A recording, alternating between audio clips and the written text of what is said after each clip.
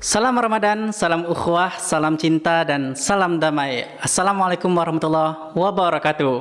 Kembali lagi Ramadan bersama FF Project.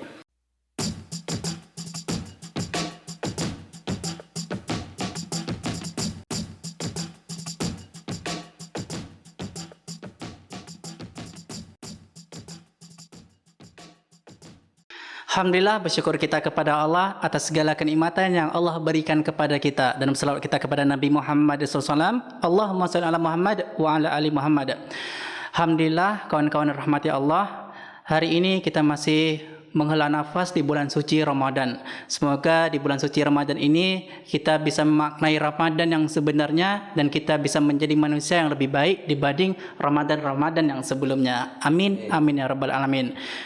Dan alhamdulillah, kemarin kita sempat membahas tentang hijrah bersama seorang Ustadz Engel. Nah, sekarang kita masih bersama Ustadz Engel.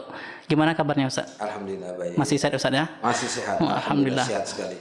Jadi Ustadz, sebelumnya kan kita sempat membahas tentang hijrah dengan Ustadz ya. Kalau kita sudah dengar tuh tentang hijrahnya Ustadz tuh, Masya Allah luar biasa sekali. Tapi ini sebelum kita bahas lagi tentang yang lain nih Ustadz, kita biasa pakai hand sanitizer lagi Ustaz, agar viewers kita nih melihat gitu kan, jadi contoh insyaallah, amin. Jadi kita pakai hand sanitizer.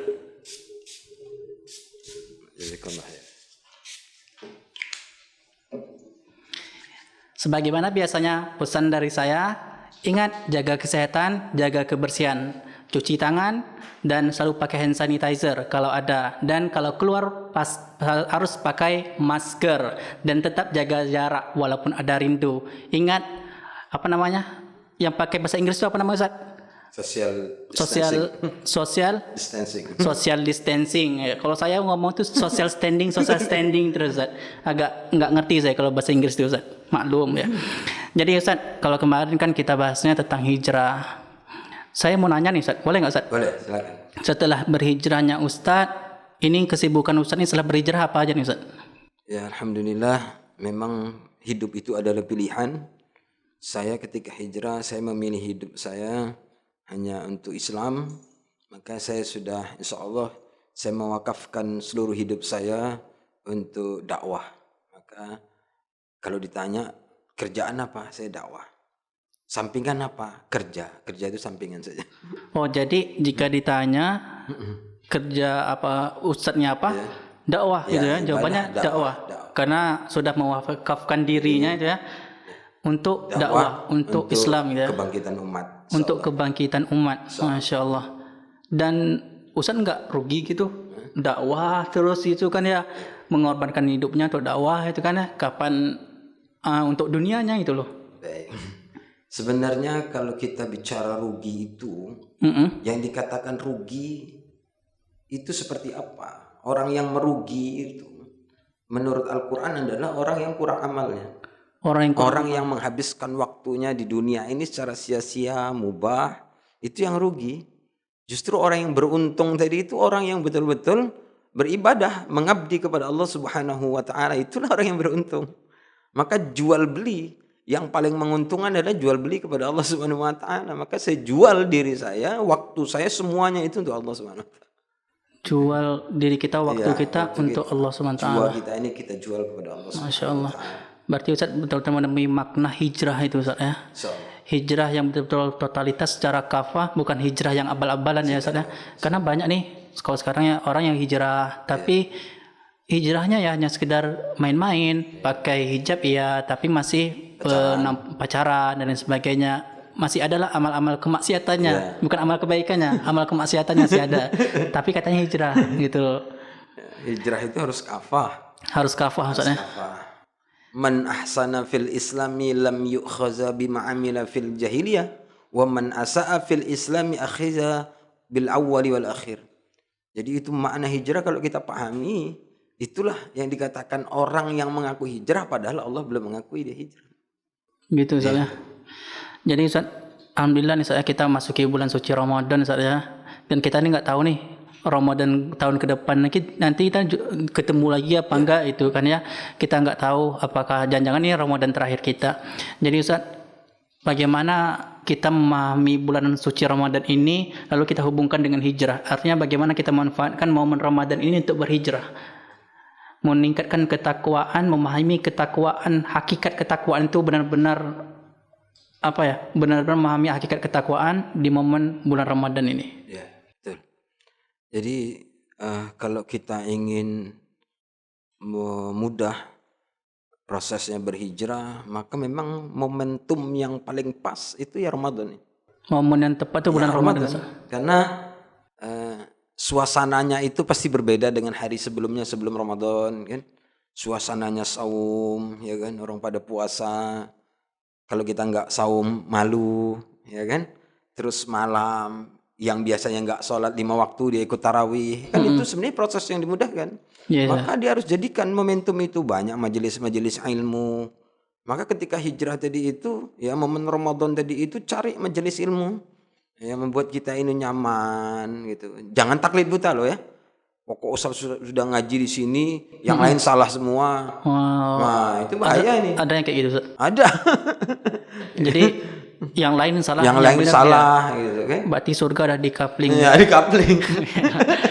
Baru sebelum hafal Al-Qur'an dia ramah kepada teman-temannya. Begitu dia hafal satu ayat langsung enggak negur kan. Kan gitu, banyak sekarang hari ini kan. Anak muda yang hijrah melihat. Itulah tantangan hijrah tadi itu kan apa? Iblis, setan dan koloninya tadi itu. Saudara-saudaranya tadi itu tidak akan membiarkan begitu saja manusia ini menuju taat kepada Allah Subhanahu wa taala. Dia tidak akan rela. Dia akan goda terus manusia itu dengan cara yang paling halus. Nah, itu. Berarti kalau begitu nih, apakah ulama, orang yang sudah berhijrah tetap juga digoda sama setan itu ya? Iya. Tetap juga. Kualitas setannya berbeda lagi menggoda. Beda lagi kualitas. Jadi setan tuh punya kelas lagi, Ustaz ya?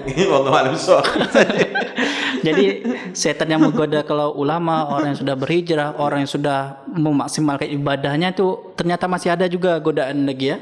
Setannya masih ada juga lagi. Kecuali orang-orang yang mukhlis. Kalau orang yang sudah sampai tingkatan kepada mukhlis, itu memang setan sendiri tak mampu dia menggodanya. Maka itulah kita tuju tadi, itu berproses. Tak bisa insan kita tempuh itu. Berproses dengan ilmu, dengan istiqomah, insya Allah. Jadi Ustaz, kita di bulan suci Ramadan ini kan, ya kita bisa bilang Ramadan kita kali ini berbeda dengan Ramadan yang sebelumnya. Kita paham nih, kalau Ustaz bilang tadi kita datang ke majelis ilmu, beribadah berjamaah, tapi kondisi kita sekarang di tengah mungkin musibah yang Allah sedang beri ya, yaitu virus corona. Kita harus jaga jarak dan majelis-majelis ilmu sekarang sedang ditiadakan. Nah, bagaimana cara kita tetap bisa berhijrah dan tetap bisa memaknai bulan suci Ramadan itu dengan kondisi yang seperti sekarang? Ya, apapun kondisinya, kita sebagai mukmin harus kita syukuri, ya kan? Kalau kita mengambil dari sisi positifnya, maka kita akan mendapatkan hal yang positif. Contohnya hari ini kita mungkin tidak ada majelis ilmu yang secara terbuka di masjid, mungkin sudah ditiadakan, termasuk jadwal-jadwal kajian saya itu kan off semua, tak ada ya. Justru hari ini membuat kita itu bisa menghindar dari pergaulan lama kita. Kan hari ini kan tak boleh kita berinteraksi di rumah saja. Nah, kesempatan kita untuk mengasingkan diri, cari majelis ilmu yang live streaming. Kajian online gitu. Kajian online seperti ini kan? Ya, benar. Jadi kawan-kawan sedang menyaksikan video ini sedang kajian online ya, bersama FF Project tentunya. Salah satunya kan? Ya, seperti saya kan tetap saja dakwah. Saya buat aplikasi kajian melalui Zoom. Nah, itu setiap malam Sabtu, malam Ahad dan malam Kamis, dan kajiannya beda-beda. Kita mau nggak mengorbankan sebagian harta kita untuk kuota, ini kita belikan kuota. Berarti kalau sekarang ingin hijrah, ingin belajar Islam, kita korban juga. Korbankan kuota kita. Harus korban. Iya. Tanpa pengorbanan tak mungkin orang bisa meraih sesuatu. Sama ketika hijrah, kita harus korbankan pergaulan kita yang lama, kita sisihkan, kita tinggalkan sementara. Bukan kita memutus silaturahim, tidak. Kita tinggalkan sementara, kita fokus kepada thalabul ilmi, fokus kepada taskib pembinaan. Ya kan, kita sisihkan harta kita ini untuk fasilitas kita ini, untuk beli kitab, untuk beli minyak motor kita, untuk mendatangi majelis ilmu, untuk beli segala sesuatu perlengkapan. Karena itu merupakan dari sarana thalabul ilmi tadi itu. Gitu Ustaz ya. Ya. Berarti hijrah itu memang harus berkorban Ustaz Harus ya. berkorban. Jadi kalau kita ini tidak ingin berkorban Ustaz, tapi kita ingin mendapatkan, itu gimana Ustaz? Nggak bisa. Tetap harus berkorban Tidak ya. akan mendapatkan apa-apa. Tidak mendapatkan Pengorbanan. apa-apa. Iya. Kita mengurangi waktu kita untuk bermain dan sebagainya. harus Itu juga dikurangi. sebagian daripada berkorban Ustaz Ya, ya. begitulah yang saya lakukan dulu itu. Masya Ya, Allah. sampai hari ini, jadi harta saya itu adalah ilmu. Hartanya Yang saya adalah ilmu. miliki itu untuk ilmu. Contohnya saya punya uang sedikit, saya belikan kitab. Belikan kitab. Kitab, kaji, habis itu sampaikan. Itulah harta kita sesungguhnya. Yang akan menemani kita nanti ketika kita menghadap Allah Subhanahu wa Ta'ala. Bukan harta yang ditinggalkan. Harta kita sesungguhnya itu kan harta yang kita wakafkan di jalan Allah, yang kita infakkan di jalan Allah. Itulah harta kita. Itulah harta kita Ustaz ya. Masya Allah. Kita betul terus memahami makna hijrah itu. Dan di momen Ramadan ini adalah momen yang paling tepat Ustaz ya. Ya. Untuk kita berhijrah. Dan walaupun kondisi kita hari ini mungkin kita sama-sama tahu tapi tetap kita bisa itu loh, walaupun sedang diberikan musibah oleh Allah COVID-19, kita tetap bisa berhijrah. Jadi kalau kita berbicara ketakwaan nih Ustaz ya, ada nih manusia yang terkadang Allah masih berikan dia Ramadan, Allah masih berikan dia kesempatan, tapi mereka tidak bisa mengambil makna dari Ramadan itu. Itu bagaimana Ustaz? Ya, yang pertama karena imannya bermasalah. Imannya bermasalah, dia tidak begitu yakin mungkin, atau keimanannya tidak sampai kepada hari akhir. Nanti ketika manusia itu mati akan dibangkitkan, akan ditanyai oleh Allah Subhanahu wa Ta'ala seluruhnya. Apapun yang kita lakukan di atas dunia ini itu akan ditanyai. Kenapa dia tidak takut? Hari ini tidak taat, ya karena imannya bermasalah. Jadi sebenarnya ketika kita hijrah itu mengasah keimanan, memupuk keimanan, ya kan, menggali keimanan agar betul-betul sampai keimanan kita ini mutlak kepada rukun iman tadi itu sebenarnya itu. Ketika kita sudah sampai keimanan kita itu, ya, maka itulah yang dikatakan bahagia. Kita cinta, nikmat dengan aktivitas ketaatan tadi itu. Nikmat, kalau nggak taat itu merasanya rugi. Contohnya begini, sebenarnya pada malam ini kita punya waktu, punya kuota untuk bisa menyaksikan acara live ini kan. Nah, tapi kita tidak lakukan. Justru kita buat main game. Mungkin itulah karena bisikan kan. Sesaat kita terlintas, ya Allah. Ini kita sudah hijrah loh ya. Tetap saja digoda itu. Aduh, penyesalan, timbul penyesalan. Harusnya tadi saya ikut ini kan, kajian live streaming di studio FF Project, harusnya kan bisa kita lakukan. Tiba-tiba kita alihkan ke yang lain, timbul penyesalan gitu kan. Nah itulah yang dikatakan beriman. Bukan orang yang beriman tadi itu tidak melakukan kesalahan, karena manusia itu beda dengan malaikat. Jadi ketika dia melakukan kesalahan langsung dia sadar. Itulah sebenarnya orang beriman. Nah, mengenai tadi hijrah adalah momentum untuk menuju ketakwaan. Ya memang hari ini adalah momentum Ramadan tadi itu. Di mana jelas setan itu dibelenggu, yang ada kita hanya melawan hawa nafsu saja. Nah itu, jadi prosesnya akan mudah itu untuk menuju taat tadi itu. Akan jauh lebih mudah. Akan jauh lebih mudah. Memang benar Ustaz. Jadi kadang ketika bulan suci Ramadan itu banyak sekali orang yang tiba-tiba berubah. Tiba-tiba baik itu kan ya, sholatnya terjaga, puasanya Masya Allah itu kan ya. Tapi setelah habis Ramadan, nah kembali lagi itu. Nah itu bagaimana? Ya itulah kenapa ketika kita hijrah tidak cukup perasaan saja yang dibangkitkan. Namanya zauq. Ya, hijrahnya cuma perasaan saja, maka hasilnya pasti perasaan. Ya, perasaan dia taat, perasaan dia soleh, padahal dia tidak soleh. Oh, jadi hijrah perasaan. Hijrah perasaan. Perasaan aku nih udah baik. Iya, gitu, perasaan udah baik. Ya, jadi hijrah perasaan aja. Kan hari ini kan banyak itu. Hijrah itu hanya masih sebatas perasaan.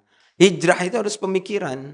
Dari pemikiran yang bukan Islam, hijrah kepada pemikiran Islam yang kafah, yang totalitas. Kalau pemikiran kita Islam semuanya, maka lisan kita Islam, perbuatan tindakan kita Islam. Itu baru namanya yang hijrah yang totalitas tadi itu. Jadi bukan perasaan saya, Bukan perasaan saja. pikiran Iya. Islam, perbuatannya juga Iya. akan Islam gitu Nah Ustaz ya. tadi kan seperti yang antum katakan tadi itu, banyak ketika Ramadan dia sholat tarawih, Masya Allah, betul iya Ustaz. kan, penuh, dia saumnya penuh, Mm-mm. dia zakat, dia infak. Setelah Ramadan kembali perbuatan yang semula tadi. Iya betul Ustaz. Yang kadang sholatnya sudah bolong, kadang tak sholat. Itulah karena apa? Tak ada bimbingan. Jadi hanya sebatas perasaan saja. Situasi dan suasana saja yang mempengaruhinya. Ketika suasana dan situasinya itu berubah, maka dia berubah juga. Itu yang dikatakan hijrah perasaan. Hijrah perasaan. Iya, jangan sampai hijrah kita ini cuman perasaan saja. Perasaan soleh, perasaan kita sudah beriman. Padahal Allah belum mengakuinya. Baik Ustaz. Sekarang pertanyaannya Ustaz, gini, bagaimana caranya kita menjaga keistiqomahan? Ini yang paling penting Ustaz. Ketika kita sudah hijrah, kadang paling sulit itu adalah istiqomah. Bang, saya bisa tuh hijrah, saya bisa hijrah. Hijrah tuh gampang, ada yang mengatakan gitu kan. Tapi yang paling sulit itu adalah istiqomah. Bagaimana Ustaz tipsnya agar tetap istiqomah? Bahasa yang paling berbahaya itu ketika kita ucapkan hijrah itu mudah. Ada. Iya kan? Iya. Karena dia tidak memahami makna hijrah yang sesungguhnya. Tadi dalam hadis Rasul saya sudah sampaikan, man ahsana fil islami lam yu'khaza bima amila fil jahiliyah. Ini untuk memantapkan kita yang hijrah bahwa barang siapa orang yang berbuat baik dalam Islam ketika dia hijrah tentu berbuat baik. Iya. Maka di situ garansinya kata Rasul itu Allah akan mengampuni seluruh perbuatan itu ketika dia masa jahiliyah. Dari masa jahiliyah itu perbuatan maksiat itu Allah ampuni semua. Itulah yang hijrah. Man ahsana. Jadi orang yang ahsan betul-betul, yang hijrahnya ahsan, yang benar. Dia tinggalkan seluruh maksiat lantas dia menuju ketaatan. Tapi dalam sambungan hadis tadi itu ada. Wa man asa'a fil islami akhiza bil awwali wal akhir. Tapi barang siapa dia masih berbuat maksiat. Kan hari ini ada kan. Dia sholat tapi kadang kalau masih jomblo itu pacaran. Iya kan? Ya, dia sholat, dia saum, masih boncengan dengan ahwat. Sekalipun itu bukan pacaran. Ya kan? Itu kan kita harus pahami dalam hukum Islam. Ya, ihtilat itu tadi adalah maksiat, dosa. Khalwat itu juga dosa yang bukan mahrim. Nah, itu masih dilakukan. Kita hari ini kan banyak. Dia membuat ikut komunitas hijrah. Bukan karena hijrah, tapi karena Cari jodoh. cuman jadi jodoh untuk dia sholat, untuk berbangga-bangga, ya kan, untuk sebagai cerita kepadanya, di mana lihat lu kaos nih, mana ini, yuk segera hijrah nih, gitu. Padahal, nah itu tadi dia tidak mendapatkan apa-apa. Itulah butuhnya kita bukan hanya sekedar ngumpul, tapi ada betul-betul taskib pembinaan supaya kita bisa memahami makna utuh hijrah tadi itu. Orang yang hijrah pasti dia takut kepada maksiat. Berubah dari cinta kepada maksiat menjadi benci kepada maksiat tadi. Benci. Iya, betul-betul bisa berubah pemikiran. Itulah kalau hijrahnya pemikiran.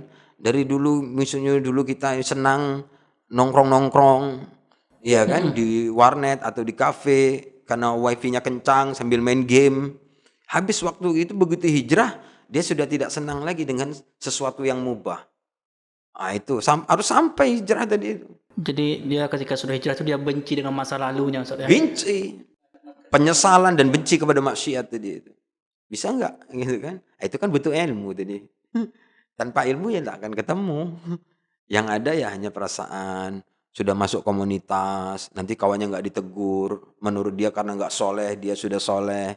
Ini kan ada yang salah jadi itu. Itulah pentingnya komunitas yang benar, yang bisa memahamkan Islam itu yang benar dan utuh. Akhirnya apa? Dia hijrah itu betul-betul totalitas. Baik, Masya Allah. Jadi hijrah itu tidak boleh setengah-setengah. Hijrah itu tidak bisa setengah-setengah. Ketika Anda ingin hijrah, ya secara kafah. Jangan hari ini Anda iya, besoknya tidak. Jangan iya, tapi nyatanya tidak. Jangan hanya sekedar perasaan, baper doang. Anda baper atau saya baper, merasa saya ini paling baik. Tapi nyatanya masih bermaksiat. Jadi hijrah perasaan doang itu Ustaz ya. Jadi bagaimana nih Ustaz closing statementnya untuk sesi yang ini? Baik, saya ingin mengajak kepada seluruh kaum muslimin, ini khususnya pemuda milenial, Ya kan, jadikan momentum Ramadan ini betul-betul jadi proses hijrah kita yang sesungguhnya, ya. Hindari atau jauhi dulu apa namanya, komunitas-komunitas yang membuat kita ini lalai, ya. Cari komunitas baru, eee, apa namanya, yang membuat kita ini satu frekuensi, satu pemikiran. Kalau dia sulit cari di mana wadahnya, silakan datang ke majelis saya, ya kan. Welcome, free, gratis, tanpa bayar. Ya, jadi yang diinginkan oleh Allah Subhanahu wa taala tadi itu kan banyak ini, setelah Ramadan dia kembali kepada perbuatan yang sebelumnya dilakukan. Pas Ramadan saja dia taat. Allah Subhanahu wa taala itu katakan, "Ya ayyuhallazina amanu kutiba alaikumusiyam kama kutiba alal ladzina min qablikum la'allakum tattaqun." Yang diinginkan oleh Allah Subhanahu wa taala dari saum Ramadan, maka begitu keluar dari Ramadan ini terbentuk ketakwaan, baik secara individu, keluarganya, masyarakat, juga negara, terbentuk ketakwaan. Itulah yang diinginkan dari Ramadan ini. Maka Allah berikan Ramadan ini adalah bulan ampunan di mana seluruh amal itu akan Allah lipat gandakan semuanya. Jadi power kita ini, kekuatan kita untuk hijrah itu kalau betul-betul sungguh-sungguh itu Allah lipat gandakan. Semakin kita mencintai majelis ilmu, senang dengan komunitas orang-orang yang soleh, maka pasti frekuensi kita ini akan sama. Nah, jadi apa makna hakikat takwa tadi itu? Supaya kita utuh, supaya kita ini tidak mengklaim saja. Saya sudah takwa, paling kita tidak pahami. Takwa itu, saya mengutip makalahnya sahabat Rasulullah SAW, sahabat Rasul Imam Ali radhiyallahu an. Ada 4 hakikat takwa. Yang pertama adalah al-khaufu minadz jalil. Takut kepada Allah Subhanahu wa taala. Yang dikatakan makna takut itu, kita takut tidak taat. Takut terjerumus kepada maksiat. Nah, itu harus tertanam. Itu hakikat takwa. Kan di surat di surat Ali Imran ayat 133 itu kan Allah sudah katakan tadi itu. Wasari'u ila magfiratim min rabbikum wa jannatin arduhas samawati wal ardu uiddat lil muttaqin. Bahwa Allah perintahkan bersegera untuk meraih ampunan. Kenapa? Karena ada reward yang Allah akan berikan. Ya kan? Allah tunjukkan bahwa aku sudah siapkan surga bagi orang yang taat, bersegera tadi, orang taubatan nasuha tadi bersegera, itu dijanjikan oleh Allah, uiddat lil muttaqin. Dijanjikan surga. Tapi itu kata Allah, uiddat lil muttaqin. Surga itu aku peruntukkan hanya untuk hamba-hambaku yang bertakwa. Maka kita harus pahami hakikat takwa supaya kita nggak baper, perasaan aja. Perasaan takwa, ya kan? Berarti tidak. Yang pertama al-khaufu minadz jalil, takut kepada Allah Subhanahu wa taala. Takut kita tidak taat, takut kita melakukan sesuatu yang diharamkan oleh Allah Subhanahu wa taala seluruhnya. Ya kan? Idroksilabilah itu terbangun, terpaut hati kita kepada Allah, maka itulah muncul rasa takut tadi. Ketika kita lalai itu takut, ya Allah, timbul penyesalan seketika itu juga. Nah, itu langsung Allah ampuni. Dengan istighfar itu sudah Allah ampuni. Yang kedua, wal amalu bitanjil, mengamalkan seluruhnya. Jadi Al-Qur'an itu diperintahkan untuk diamalkan. Nah, itu kan berat kan? Semakin berat takwa. Pertanyaannya, sudah berapa ayat yang kita amalkan hari ini? Ya kan? Ada 30 juz Al-Qur'an itu. Kata Allah, wal amalu bitanjil, mengamalkan seluruhnya. Syariat Islam ini harus diamalkan. Nah, itu kan berat tuh. Wal qanaatu bil qalil, qanaah. Qanaah ini merasa cukup dengan apa yang kita miliki supaya kita ini tidak ngeragas. Tidak rakus. Merasa cukup. Ya kan? Merasa cukup, misalnya kalau masih jomblo, ya kan? punya uang 50.000, dia cukup. Cukup apa? Ini cukup untuk datang ke majelis ilmu. Kan sesuatu yang taat saja yang dipikirkan. Tapi kalau dia pikirkan sesuatu yang mubah, maka ini tak cukup. Maka kita memikirkan untuk jalan menuju taat, maka segala sesuatunya cukup. 50.000 ini bisa kan? Untuk beli motor, untuk datangi majelis ilmu. Untuk beli kuota, untuk lihat live streaming. Kan cukup. Allah ganjar pahala yang besar. Jadi ketika kita menuju jalan ketaatan kepada Allah, maka kita akan diberikan qanaah, jadi merasa cukup dan kita bahagia dengan apa yang kita miliki, bukan sesuatu yang belum kita miliki. Jadi bahagia itu bukan kita yang mensyaratkan. Anda nggak sadar nggak? Ya Allah, kalau aku diberikan jodoh, aku akan bahagia, ya kan? Nanti kalau aku jodohnya ini begini harus kaya, berbahagia. Ternyata jodohnya nggak sesuai apa yang diminta, berarti nggak bahagia. Kenapa? Karena dia mensyaratkan kebahagiaan itu, akhirnya dia tak bahagia. Ya kan? Padahal bahagia itu adalah ketakwaan tadi itu. Itulah yang bahagia tadi itu. Jadi merasa qanaah, merasa cukup apa yang kita miliki. Jadi punya sesuatu kita masih bisa infakkan harta kita, ya kan? Dalam kondisi apapun kita tetap qanaah. Nah itu. Yang keempat, wal istidad biyaumir rahil. Jadi aktivitas kita itu ya selalu dipenuhi dengan amal soleh untuk sebagai bekal dibawa ketika menghadap Allah Subhanahu wa taala. Itulah aktivitas orang yang bertakwa tadi itu. Saya menginginkan apa yang dijanjikan oleh Allah Subhanahu wa taala tadi itu. Wa jannatin arduhas samawati wal ardh uiddat lil muttaqin. Karena saya pahami maknanya adalah hakikat takwa, maka saya ingin mengejar ketakwaan tadi itu supaya Allah ridho saya masuk gitu. Karena hidup di dunia ini kan sementara, singkat ini. Makanya jangan menunda. Bagaimana supaya kita ini tetap taat? Kita anggap bahwa hidup kita ini hari ini, besok belum tentu kita hidup. Maka kita maksimalkan tadi wal istidad biyaumir rahil, dari bangun tidur sampai tidur kembali itu penuh dengan amal soleh. Duduknya berpahala, bicaranya pahala, olahraganya pahala, seluruhnya bernilai pahala. Karena memang itulah perintah dari Allah Subhanahu wa taala, betul-betul hanya untuk beribadah kita, mengabdi kepada Allah Subhanahu wa taala. Setiap apa yang kita lakukan sesuai dengan syariat, maka kita sudah mengabdi kepada Allah Subhanahu wa taala itu. Alhamdulillah, Masya Allah. Semoga apa yang kita dengarkan ini adalah ilmu yang bermanfaat bagi kita. Apa yang kita dapatkan hari ini adalah pelajaran yang sangat-sangat berarti bagi kita tentang ketakwaan. Hakikat ketakwaan yang telah disampaikan oleh Ustaz Engel tadi tentang rasa takut. Bagaimana kita takut kepada Allah, takut dengan bermaksiat, dan ketakutan itu adalah ketakutan yang membuat kita semakin dekat dengan Allah SWT. Maka semoga kita semua menjadi orang yang senantiasa menjaga hakikat ketakwaan kita ini, menjadi orang yang semakin bertambah ketakwaannya kepada Allah, iman kita semakin terjaga, dan senantiasa terjaga cinta kita kepada Islam dan tentunya kepada Allah SWT. Subhanallah wa bihamdika asyhadu an la ilaha illa anta astaghfiruka wa atubu ilaik. Wassalamualaikum warahmatullahi wabarakatuh.